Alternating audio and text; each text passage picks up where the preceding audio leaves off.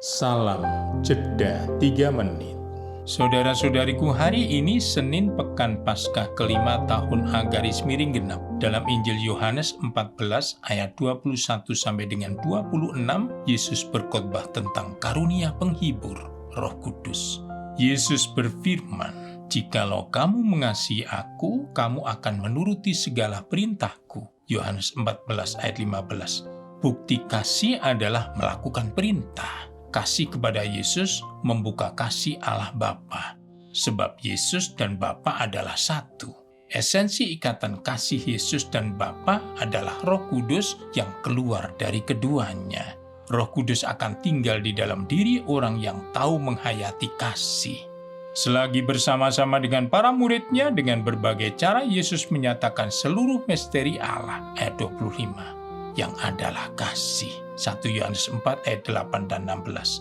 Namun daya tampung ingatan para murid terbatas, maka penghibur, Parakletos, yaitu Roh Kudus, akan mengingatkan semua yang telah dikatakan Yesus kepada para muridnya, ayat 26. Dalam pengertian mengingatkan itulah, Roh Kudus mengajarkan segala sesuatu kepada para murid Yesus dan menuntun mereka pada seluruh kebenaran. Dalam kitab suci bahasa Latin, Vulgata, Parakletos diterjemahkan Advocatus, pembela. Di sini, Roh Kudus dipahami sebagai pribadi yang secara resmi dipanggil untuk menolong, seperti dikenal dalam sidang pengadilan, advokat. Gereja mengajarkan doa yang bagus, "Datanglah Roh Kudus." Sebagai penolong, Roh Kudus berkarya dalam kesaksian para murid Yesus dan mendampingi mereka selamanya. Yohanes 14 ayat 16.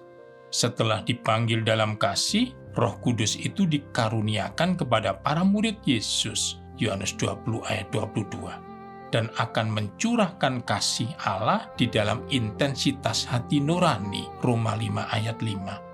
Lebih jauh, dengan menggunakan istilah Parakletos, dimaksudkan bahwa Roh Kudus berperan dalam 3 hal serentak berikut, yakni pertama, Parakletos adalah sisi lain dari kehadiran Yesus. Lihat Yohanes 14 ayat 16 dan bab 16 ayat 7, yang memberi penghiburan. Yesus senantiasa hadir mendampingi para pengikutnya dalam pribadi Roh Penghibur. Kedua, Parakletos adalah wujud pembelaan yang diberikan kepada para murid untuk bersaksi tentang Yesus.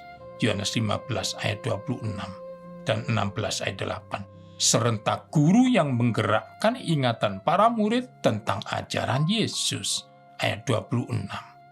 Ketiga, Parakletos membuat para murid mengerti ajaran Yesus yang sebelumnya tidak mereka mengerti. Lihat Yohanes 12 ayat 16 dan 20 ayat 9. Parakletos menunjukkan implikasi ajaran Yesus untuk memberi jawaban pada beragam persoalan zaman yang berubah-ubah. Damai sejahtera bagimu dan salam jeda 3 menit.